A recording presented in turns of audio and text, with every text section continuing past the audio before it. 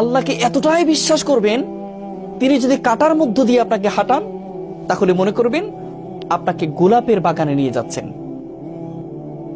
আপনি যদি যে কোনো কষ্টে যদি থাকেন, আপনি যদি ব্যথিত হন, আপনি যদি আঘাতপ্রাপ্ত হন, তাহলে আপনি মনে করবেন আপনার আল্লাহ এই কষ্ট দেওয়ার মানেই হচ্ছে হলো আল্লাহ আপনাকে ওয়ালা সাউফা ইয়াতিকা রাব্বুকা ফাতারদা, এমন কিছু দিতে যাচ্ছেন সেটা পেলে তুমি খুশি হয়ে যাবে।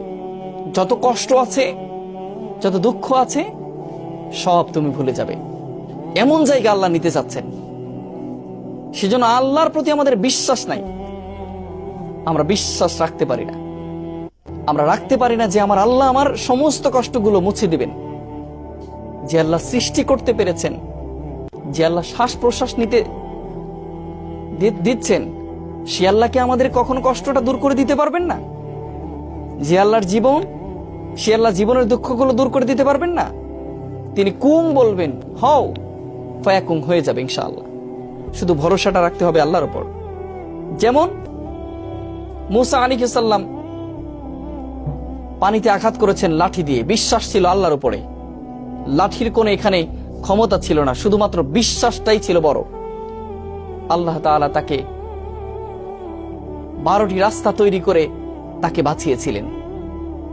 তেমন করে আপনাকেও আল্লাহ বাঁচাবেন, শুধুমাত্র ধৈর্য ধরতে হবে।